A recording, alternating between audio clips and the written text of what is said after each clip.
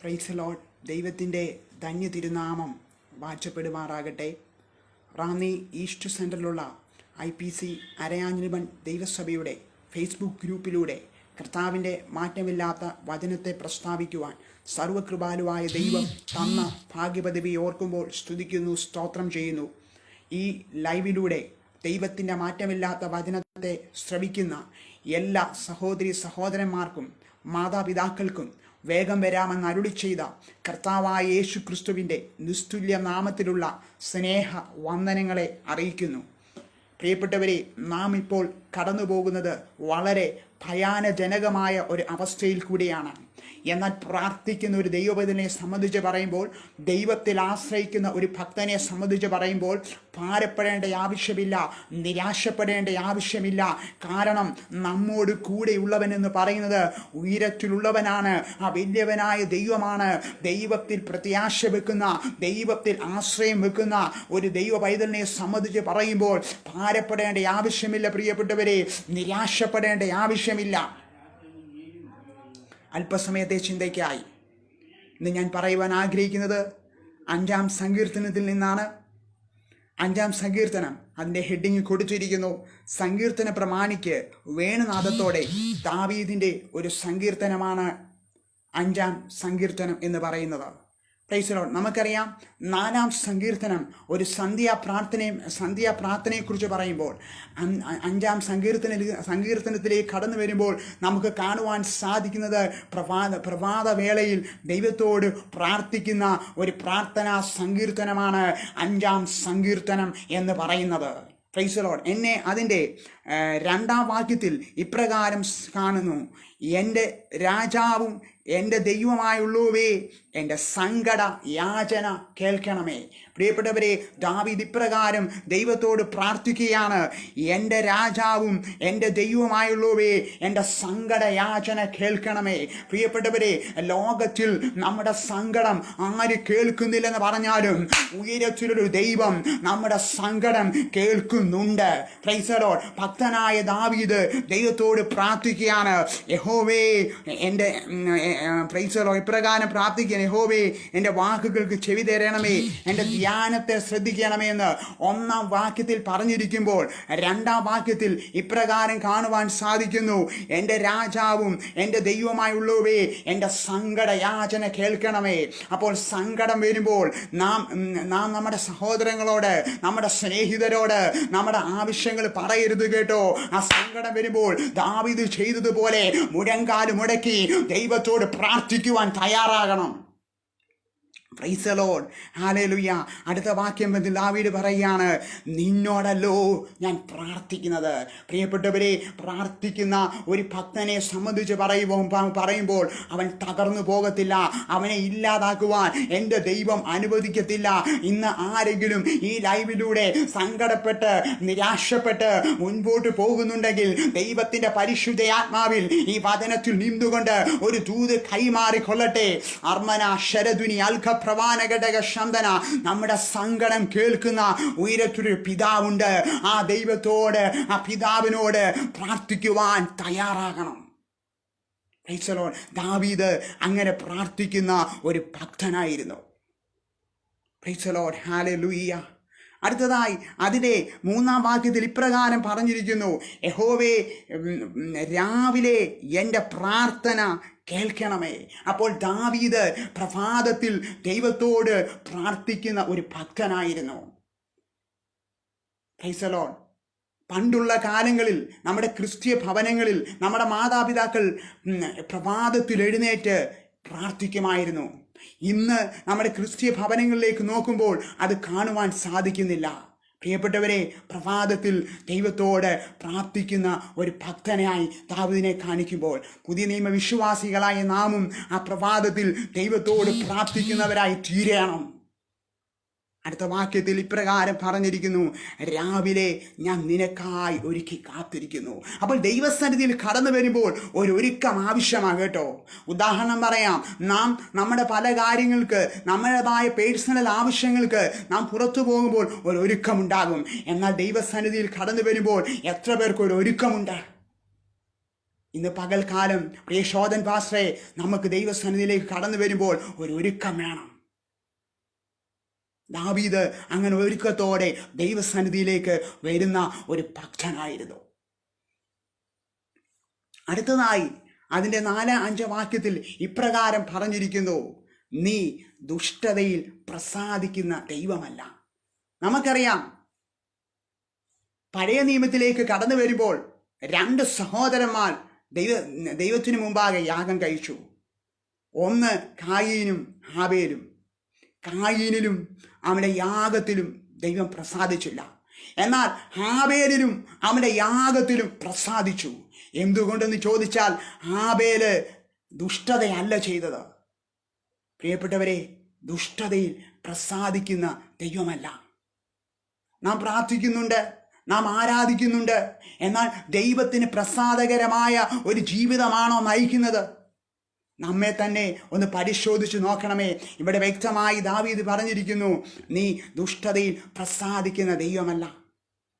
അടുത്ത വാക്യം 3 കാര്യങ്ങളാണ് പറഞ്ഞിരിക്കുന്നത്. അഹങ്കാരികൾ, രണ്ടാമത് പറയുന്നു, അഹങ്കാരികൾ ദൈവസന്നിധിയിൽ നിൽക്കയില്ല.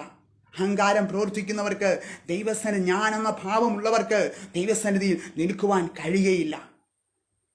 അടുത്ത പറയുന്നു നീതികേട്. മൂന്നാമതായി പറഞ്ഞിരിക്കുന്നു, നീതികേട് പ്രവർത്തിക്കുന്നവരൊക്കെയും പകയ്ക്കുന്നു. ദൈവം നമ്മെ പകയ്ക്കുന്നുണ്ടോ?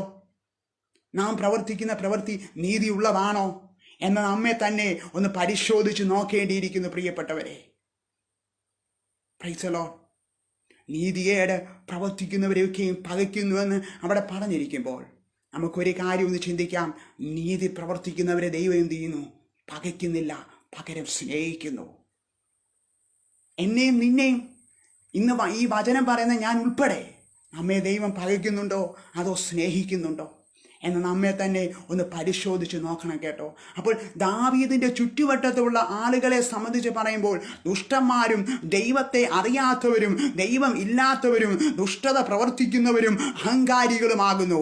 എന്നാൽ അതിൻ്റെ 7-ാം വാക്യത്തിൽ ഇപ്രകാരം ദാവീദ് പറഞ്ഞിരിക്കുന്നു, ഞാനോ നിന്റെ കൃപയുടെ ബഹുത്വത്താൽ. പ്രിയപ്പെട്ടവരെ, ആ വാക്യത്തിൽ കൈവച്ച് പറഞ്ഞാട്ട് ഞാനോ നിന്റെ ദൈവത്തിന്റെ കൃപയുടെ ബഹുത്വത്താൽ നിന്റെ ആലയത്തിലേക്ക് ചെന്ന് നിന്റെ വിശുദ്ധ മന്ദിരത്തിന് നേരെ നിങ്ങളുള്ള ഭക്തിയോടെ ആരാധിക്കും. Price the Lord. അപ്പോൾ ദാവീദിന്റെ ചുറ്റുപാടും നിൽക്കുന്ന ആളുകളെ ദാവീദ് നോക്കുന്നില്ല. അപ്പോൾ ഒരു ദൈവവൈദ്യനെ സംബന്ധിച്ച് പറയുമ്പോൾ നമ്മുടെ ചുറ്റുവട്ടത്തും ചുറ്റുവട്ടം നോക്കുമ്പോൾ പ്രതികൂല സാഹചര്യമായിരിക്കാം, അനുകൂലമല്ലാത്ത അവസ്ഥയായിരിക്കാം, നമ്മളെ ചുറ്റുപാടുള്ളവർ പരിഹസിക്കുന്ന അവസ്ഥയായിരിക്കാം. എന്നാൽ അവർ ദൈവത്തെ വിളിക്കുന്നു, അവർ ആരാധിക്കുന്നുണ്ടോ എന്ന് നാം നോക്കണ്ട. നാം ദാവീദ് പറഞ്ഞതുപോലെ ആ വാക്യത്തിൽ കൈവച്ചുകൊണ്ട് എന്നെ ശ്രവിക്കുന്ന, ഈ ലൈവിലൂടെ ശ്രവിക്കുന്ന പ്രിയപ്പെട്ടവരെ, ദൈവത്തിന്റെ പരിശുദ്ധ ആത്മാവിൽ ദൂത് കൈമാറി കൊള്ളട്ടെ. ഞാനോ നിന്റെ കൃപയുടെ ബഹുത്വത്താൽ നിന്റെ ആലയത്തിലേക്ക് ചെന്ന് നിങ്ങളുടെ ഭക്തിയോടെ ആരാധിക്കും. ദാവീദിനൊരു കാര്യം പറയാനുണ്ട്. ഞാൻ മറ്റുള്ളവരെ നോക്കേണ്ട ആവശ്യമില്ല. എന്നെ വിടുവിച്ച ദൈവത്തിന്, എന്നെ നടത്തിയ ദൈവത്തിന് ഞാൻ എങ്ങനെ മഹത്വം കരേറ്റാതിരിക്കും? അവർ ഇപ്രകാരം പറയുന്നുണ്ട്, ഇപ്രകാരം ഞാനോ നിന്റെ കൃപയുടെ ബഹുത്വത്താൽ. ദൈവത്തിന്റെ കൃപ എന്ന് പറയുന്നത്, കൃപ എന്ന വാക്കിന്റെ അർത്ഥം അർഹതയില്ലാത്ത ദാനമെന്നാണ്. ആ കൃപയെ പറ്റി പറയുമ്പോൾ അപ്പോസ്തലനായ പൗൽ പുതിയ നിയമത്തിലേക്ക് കടന്നു വരുമ്പോൾ നമുക്ക് കാണുവാൻ സാധിക്കുന്നു, പൗലോസിന്റെ ബലഹീനതകൾ മാറുവാൻ ദൈവത്തോട് പ്രാർത്ഥിച്ചപ്പോൾ ദൈവത്തിന്റെ പരിശുദ്ധ ആത്മാവ് പൗലോസിന് ഇപ്രകാരം പറഞ്ഞു, എന്റെ കൃപ നിനക്ക് മതി. പ്രിയപ്പെട്ടവരെ, ആ കൃപയുടെ ബഹുത്വം മതി നമുക്ക്.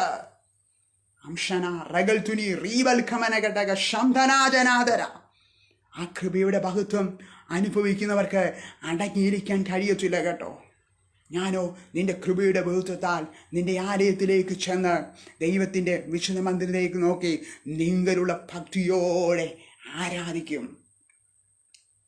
പുതിയ നിയമത്തിലേക്ക് നാം കടന്നു വരുമ്പോൾ 1 കൊരിന്ത്യർ ലേഖനം 3-ാം അധ്യായം അതിൻ്റെ 16-ാം വാക്യത്തിൽ ഇപ്രകാരം കാണുന്നു, നിങ്ങൾ ദൈവത്തിൻ്റെ മന്ദിരമെന്നും ദൈവത്തിൻ്റെ ആത്മാവ് നിങ്ങളിൽ വസിക്കുന്നുവെന്നും അറിയുന്നില്ലയോ?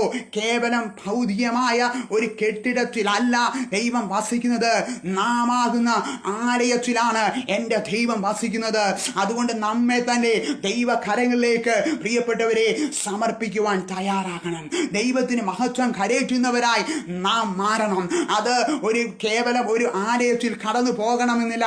നമ്മൾ ഏതൊരു സാഹചര്യത്തിലായിരിക്കുന്നു, നമ്മുടെ ഭവനത്തിൻ്റെ ഉള്ളിലായിരിക്കുന്നു, അവിടെ നമ്മുടെ ഭവനം ഒരു ആരാധന ആലയമായി മാറണം എന്ന് കുറച്ചുകൂടി ആഴത്തിൽ പറഞ്ഞു കഴിഞ്ഞാൽ നാം ദൈവത്തെ ആരാധിക്കുന്ന ഒരു ആരാധകനായി നാം മാറേണ്ടിയിരിക്കുന്നു. അപ്പോൾ ദാവീദ് ചുറ്റുപാട് ഒന്നും നോക്കാതെ എന്തു ചെയ്തു?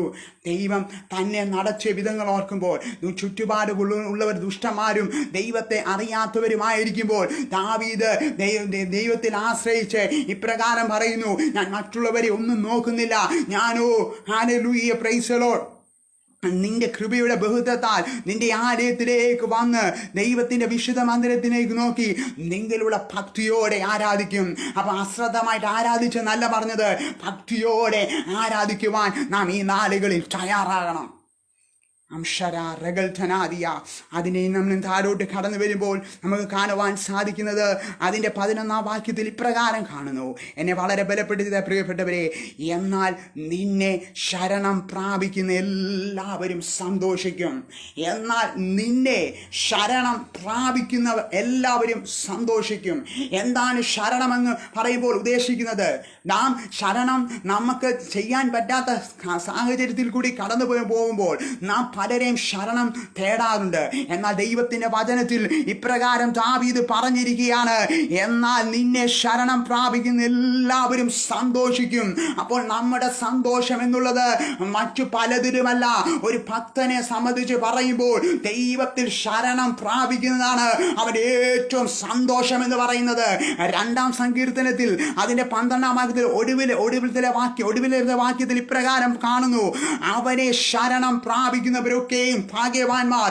ഇന്ന് പകൽക്കാലം ദൈവത്തിന്റെ പരിശുദ്ധയാത്മാവിൽ ഈ വചനത്തിൽ നിന്നുകൊണ്ട് പറഞ്ഞുകൊള്ളട്ടെ, പ്രൈസ് ദി ലോർഡ്, ഈ ലോകത്തിലെ ഭാഗ്യവാൻ എന്ന് പറയുന്നത് യേശുവിനെ അറിയുന്ന, യേശുവിനെ പിൻപറ്റുന്ന ഒരു വ്യക്തിയെ സംബന്ധിച്ച് പറയുമ്പോൾ അവനാണ് ഭാഗ്യവാൻ. ആ ദൈവത്തിൽ ആശ്രയം വെക്കാത്ത ഒരു വ്യക്തിയെ സംബന്ധിച്ച് പറയുമ്പോൾ എന്റെ ഭാഷയിൽ പറയുകയാണെങ്കിൽ അവൻ നിർഭാഗ്യവാനാണ്.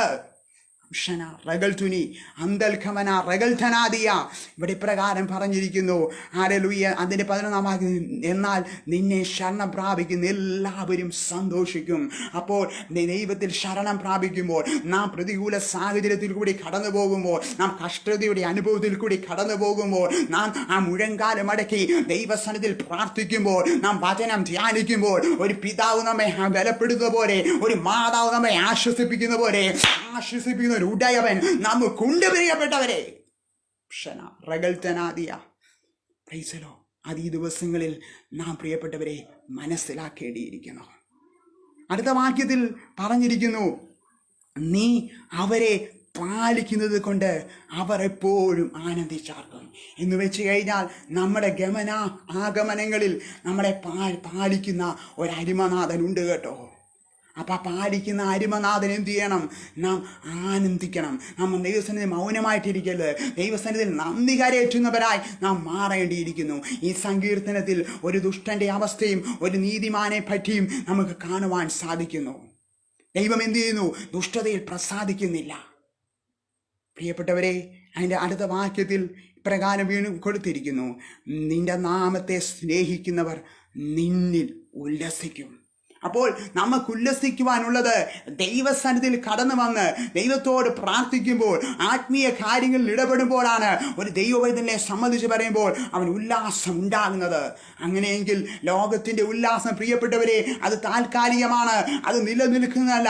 അവൻ ദൈവസന്നിധിയിൽ ഉല്ലസിക്കുന്ന ഒരു ഭക്തനെ സംബന്ധിച്ച് പറയുമ്പോൾ, ദൈവസന്നിധിയിലേക്ക് കടന്നു വരുമ്പോൾ, ദൈവത്തെ സ്നേഹിക്കുന്ന ഒരു ഭക്തനെ സംബന്ധിച്ച് പറയുമ്പോൾ അവൻ ദൈവസന്നിധിയിൽ ഉല്ലസിപ്പാൻ ഇടയായിത്തീരും. Praise the lord, hallelujah. അടുത്ത വാക്യത്തിൽ ഇപ്രകാരം പറഞ്ഞിരിക്കുന്നു, 12-ാം വാക്യം, യഹോവേ നീ നീതിമാനെ അനുഗ്രഹിക്കും. ദുഷ്ടനെ ദൈവം വെറുക്കുമ്പോൾ, ദുഷ്ടനെ ദൈവം പകയ്ക്കുമ്പോൾ, ദുഷ്ടനെ ദൈവം ഇല്ലാതാക്കുമ്പോൾ, അതിൻ്റെ 12-ാം വാക്യത്തിൽ കൈവച്ചുകൊണ്ട് ഇന്ന് ഈ ലൈവിലൂടെ കേൾക്കുന്ന പ്രിയപ്പെട്ടവരെ ആ വാക്യത്തിൽ കൈവച്ചുകൊണ്ട് പറഞ്ഞാട്ട്, യഹോവേ നീ നീതിമാനെ അനുഗ്രഹിക്കും. അതെ, വചന ഇപ്രകാരം നീതിമാന്റെ അനർത്ഥങ്ങൾ അസംഖ്യമാകുന്നു, അവ എല്ലാറ്റിൽ നിന്നും യഹോവ അവനെ വിടുവിക്കും. നീതിമാന് പ്രതികൂലം ഇല്ലെന്നല്ല, നീതിമാന് രോഗം വരത്തില്ലെന്നല്ല, എന്നാൽ രോഗം വരും, പ്രതികൂലങ്ങൾ വരും, പ്രയാസങ്ങൾ വരും, എന്നാൽ അവ എല്ലാത്തിൽ നിന്നും വിടുവിക്കുന്ന ഒരു ദൈവമുണ്ട്. Price the Lord. അപ്പം ദൈവം ആരെ അനുഗ്രഹിക്കുന്ന പ്രിയപ്പെട്ടവരെ വ്യക്തമായി അവിടെ രേഖപ്പെടുത്തിയിരിക്കുന്നു. യഹോവേ നീ നീതിമാനെ അനുഗ്രഹിക്കും, പരിച കൊണ്ടെന്ന പോലെ നീ ദയ കൊണ്ട് അവനെ മറയ്ക്കും. Price the Lord. അപ്പോൾ നീതിമാനെ ദൈവം എന്ത് ചെയ്യും? നിശ്ചയമായും ദൈവം അനുഗ്രഹിക്കും. അവനെ തലകുനിയുവാൻ എൻ്റെ ദൈവം അനുവദിക്കത്തില്ല. Price the Lord.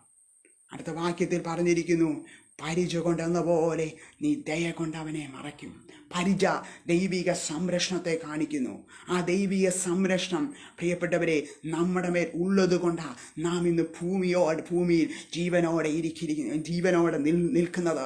അതിൻ്റെ ഒടുവിലത്തെ വാക്യത്തിൽ പറഞ്ഞിരിക്കുന്നു, പരിച കൊണ്ട് എന്ന പോലെ നീ ദയ കൊണ്ട് അവനെ മറയ്ക്കും. നമ്മുടെ പുണ്യപ്രവർത്തികൾ കൊണ്ടോ, നാം ചെയ്ത നമ്മുടെ പ്രാർത്ഥന കൊണ്ടോ, നാം ചെയ്ത നല്ല കാര്യങ്ങൾ കൊണ്ടോ ഒന്നുമല്ല, ദൈവത്തിൻ്റെ ദയ കൊണ്ട് ഒന്ന് മാത്രമാണ് നാം നിൽക്കുന്നതെന്ന് പ്രിയപ്പെട്ടവരെ നാം മറന്നു പോകരുത്. Price the Lord. ഇന്ന് നാം ഈ ലോകത്തിലേക്ക് കണ്ണോടിച്ച് നോക്കുമ്പോൾ ലോകം മുഴുവനും ഒരു അസമാധാന അവസ്ഥയിൽ കൂടിയാണ് കടന്നു പോകുന്നത്. വളരെ ഭയാനജനകമായ ഒരവസ്ഥയിൽ കൂടിയാണ് കടന്നു പോകുന്നത്. എന്നാൽ ദൈവത്തിൽ ആശ്രയിക്കുന്ന, ദൈവത്തെ പിൻപറ്റുന്ന, ദൈവത്തോട് പ്രാർത്ഥിക്കുന്ന ഒരു ഭക്തനെ സംബന്ധിച്ച് പറയുമ്പോൾ നിരാശപ്പെടേണ്ട ആവശ്യമില്ല, ഭാരപ്പെടേണ്ട ആവശ്യമില്ല. അതിൻ്റെ ഒടുവിലത്തെ വാക്യത്തിൽ കൈവച്ചുകൊണ്ട് നമുക്ക് ഒരുമിച്ച് പറയാം പ്രിയപ്പെട്ടവരെ, യഹോവേ നീ നീതിമാനെ അനുഗ്രഹിക്കും, പരിച കൊണ്ടെന്ന പോലെ നീ ദയ കൊണ്ട് അവനെ മറയ്ക്കും. അപ്പൊ ദൈവീയ ദയ കൊണ്ട് ദൈവീയ പ്രൊട്ടക്ഷൻ നാം ഈ ദിവസങ്ങളിൽ അനുഭവിച്ചറിയും. അങ്ങനെ അനുഭവിച്ചറിയുന്നവർ അതിൻ്റെ 7-ാം വാക്യത്തിൽ പറഞ്ഞിരിക്കുന്ന പോലെ, ഞാനോ നിന്റെ കൃപയുടെ ബഹുത്വത്താൽ നിന്റെ ആലയത്തിലേക്ക് ചെന്ന് നിന്റെ വിശുദ്ധ മന്ദിരത്തിന് നേരെ നിങ്ങളുടെ ഭക്തിയോടെ ആരാധിക്കും. അങ്ങനെ ഉള്ളവർക്ക് അടങ്ങിയിരിക്കുവാൻ കഴിയത്തില്ല. ദൈവത്തിന്റെ ദയ അനുഭവിച്ചറിഞ്ഞവർ, ദൈവത്തിന്റെ പരിപാലനം അനുഭവിച്ചറിഞ്ഞവർ ദൈവത്തിന് എന്ത് ചെയ്യും? മഹത്വം കരയറ്റുന്നവരായി മാറും. അർത്ഥര ജനാദര ശബൽകവനഘടക ശംദനാജനഘടകസി അർത്ഥൽകവനഘടകസിയ. പ്രിയപ്പെട്ടവരെ, ഈ 5-ാം സങ്കീർത്തനത്തിൽ പ്രിയ ദാവീദ് പറഞ്ഞതുപോലെ ആ ദൈവത്തിൽ നാം ആശ്രയിക്കുന്നവരായി തീരണം. നമ്മുടെ ചുറ്റുപാട് നാം നോക്കരുത്. ചുറ്റുവട്ടം എങ്ങനെയുമായിക്കൊള്ളട്ടെ, ചുറ്റുവട്ടത്ത് പ്രതികൂല സാഹചര്യങ്ങളായിക്കൊള്ളട്ടെ, എന്നാൽ ഏത് സാഹചര്യമാണെങ്കിലും ദൈവത്തിൽ ആശ്രയിക്കുന്ന ഒരു ഭക്തനെ സംബന്ധിച്ച് പറയുമ്പോൾ അവനെ കൈവിടാത്ത ഒരു അരിമനാഥൻ ഉണ്ട് എന്ന് നാം മറന്നു പോകരുത്. അപ്പോൾ നമ്മുടെ പ്രാർത്ഥനയിൽ, നമ്മുടെ ആരാധനയിൽ ദൈവം പ്രസാദിക്കണം. Price the Lord. അപ്പോൾ ദൈവം പ്രസാദിക്കാത്തത്, ദുഷ്ടതയിൽ ദൈവം പ്രസാദിക്കുന്നില്ല, അഹങ്കാരം പ്രവർത്തിക്കുന്ന ദൈവം പ്രസാദിക്കുന്നില്ല. അപ്പോൾ നമ്മുടെ പ്രവൃത്തി ഏതെന്ന് നമ്മെ തന്നെ ഒന്ന് പരിശോധിച്ച് നോക്കണം പ്രിയപ്പെട്ടവരെ. അങ്ങനെയെങ്കിൽ ഈ വചനത്തിന് മുമ്പാകെ നമ്മെ തന്നെ സമർപ്പിക്കാം. അതിൻ്റെ 1-ാം വാക്യത്തിൽ ഇപ്രകാരം ദാവീദ് പറഞ്ഞിരിക്കുന്നു, യഹോവേ എൻ്റെ വാക്കുകൾക്ക് ചെവി തരണമേ. ദൈവത്തോട് ദാവീദ് പ്രാർത്ഥിക്കുകയാണ്, ദൈവമേ എൻ്റെ വാക്കുകൾക്ക് ചെവി തരണമേ. നമ്മൾ ചില പ്രതികൂല സാഹചര്യങ്ങളിൽ കൂടി കടന്നു പോകുമ്പോൾ, നമ്മുടെ ചില കഷ്ടതയിൽ കൂടി കടന്നു പോകുമ്പോൾ നാമും ഇതുപോലെ പറയാറില്ലേ, ദൈവമേ എൻ്റെ സങ്കടം കാണുന്നില്ലയോ, എൻ്റെ പ്രാർത്ഥന നീ കേൾക്കുന്നില്ലയോ? പ്രകാരം 1-ാം വാക്യത്തിൽ ദാവീദ് പറയുകയാണ്, യഹോവേ എൻ്റെ വാക്കുകൾ ചെവി തരണമേ, എൻ്റെ ധ്യാനത്തെ ശ്രദ്ധിക്കണമേ. ഇന്ന് പകൽക്കാലം ദൈവത്തിൻ്റെ പരിശുദ്ധ ആത്മാവിൽ ഈ വചനത്തിൽ നിന്നുകൊണ്ട് ഒരു ദൂത് കൈമാറിക്കൊള്ളട്ടെ. നമ്മുടെ പ്രാർത്ഥന കേൾക്കുന്ന ഒരു ദൈവമുണ്ട്. Price the Lord. പ്രിയപ്പെട്ടവരെ, നമ്മുടെ ഹല്ലേലൂയ, പ്രൈസ് ദി ലോർഡ്. എൻ്റെ ധ്യാനത്തെ ശ്രദ്ധിക്കണമേ എന്ന് പറയുമ്പോൾ നമ്മുടെ ധ്യാനം ദൈവസന്നിധിയിൽ ധ്യാനിക്കുവാൻ, ദൈവത്തോട് അടുത്തു വരുവാൻ നാം ഈ ദിവസങ്ങളിൽ തയ്യാറാകണം. ഭക്തനായ ദാവീദ് ദൈവസന്നിധിയിൽ പ്രാർത്ഥിക്കുന്നവനായിരുന്നു. ഈ നാളുകളിൽ നാം നമ്മെ തന്നെ പൂർണ്ണമായി ഈ വചനത്തിന് മുമ്പാകെ സമർപ്പിച്ചാട്ട് ദൈവസന്നിധിയിൽ എത്ര പേർക്ക് പ്രഭാതത്തിൽ എഴുന്നേറ്റ് പ്രാർത്ഥിക്കുവാൻ തയ്യാറാകും? Price the Lord. അങ്ങനെയെങ്കിൽ ഈ വചനത്തിന് മുമ്പാകെ നമ്മെ തന്നെ സമർപ്പിക്കാം. നമുക്കൊരു നിമിഷം നമ്മളെ തന്നെ സമർപ്പിച്ചുകൊണ്ടിരിക്കുമ്പോൾ നമുക്ക് കണ്ണുകളടക്കി നമുക്ക് പ്രാർത്ഥിക്കാം. ഞങ്ങളെ സ്നേഹിക്കുന്ന വാഴ്ത്തപ്പെട്ട ദൈവമേ, സ്വർഗസ്ഥ നല്ല പിതാവേ, ഈ തന്ന നല്ല സമയത്തിനായി സ്തുതിക്കുന്നു, സ്തോത്രം ചെയ്യുന്നു. കർത്താവെ, ഇത് നല്ല വചനത്തിനായി സ്തോത്രം. കർത്താവെ, ദൈവകൃപധാലമായിട്ട് പകരണമെന്ന് പ്രാർത്ഥിക്കുന്നു. ഞാനോ നിൻ്റെ കൃപയുടെ ബോധത്താൽ നിൻ്റെ ആലയത്തിലേക്ക് ചെന്ന് കർത്താവെ, ദൈവത്തിന് മഹത്വം കരയേറ്റുന്നവരാക്കി, ദൈവത്തിന് ആരാധന കരയേറ്റുന്നവരാക്കി അടിയങ്ങളെ തീർക്കണമെന്ന് പ്രാർത്ഥിക്കുന്നു. ഈ ദിവസങ്ങളിൽ കർത്താവെ, ദൈവത്തിൻ്റെ വചനത്തിൽ ആശ്രയിച്ച് മുൻപോട്ട് പോകുവാൻ ആവശ്യമാകുന്ന ദൈവീയ കൃപ അടിയങ്ങളുടെ മേൽ പകരണമെന്ന് പ്രാർത്ഥിക്കുന്നു. ഈ വചനത്തിന് മുമ്പാകെ അടിയങ്ങളെ തന്നെ താഴ്ത്തി സമർപ്പിക്കുന്ന പച്ച ഈ ദിവസങ്ങളിൽ ദൈവത്തോട് കൂടുതൽ അടുക്കുന്നവരാക്കി അടിയങ്ങളുടെ സങ്കടയാചന കേൾക്കുന്ന ഒരു പിതാവ് ഉയരത്തിലുണ്ട് എന്ന് മനസ്സിലാക്കി ജീവിപ്പാൻ ആവശ്യമാകുന്ന സ്വർഗീയ കൃപ അടിയങ്ങളുടെ മേൽ പകരണമെന്ന് പ്രാർത്ഥിക്കുന്നു പിതാവേ. പ്രാർത്ഥന യാചനയും എൻ്റെ സ്വർഗത്തിലെ അപ്പച്ചൻ കേട്ടതിനായി സ്തോത്രം. സർവ്വം അടിയിലേക്ക് വേണ്ടി ജീവൻ വെച്ച യേശു ക്രിസ്തുവിൻ്റെ നാമത്തിൽ താഴ്മയോട് അപേക്ഷിക്കുന്നു. കൃപയോട് കേൾക്കണം സ്വർഗസ്ഥ നല്ല പിതാവേ. ആമേൻ. ഇങ്ങനെ എനിക്ക് സമയം അനുവദിച്ചു തന്ന സ്ഥലം സഭയുടെ ദേവദാസനും ആയ പ്രിയ ശോധൻ പാസ്റ്ററോട് കർത്താവിൻ്റെ നാമത്തിലുള്ള നന്ദിയെ അറിയിക്കുന്നു. ഈ വചനങ്ങളാൽ ദൈവം ഏവരെയും അനുഗ്രഹിക്കുമാറാകട്ടെ. ഈ നാളുകളിൽ നാം ദൈവത്തോട് പ്രാർത്ഥിക്കുന്നവരാക്കി നമ്മുടെ സങ്കടയാചന കേൾക്കുന്ന ഒരു ദൈവം ഉയരത്തിലുണ്ട് എന്ന് നാം ഒരിക്കലും മറന്നു പോകരുത്. God bless you all.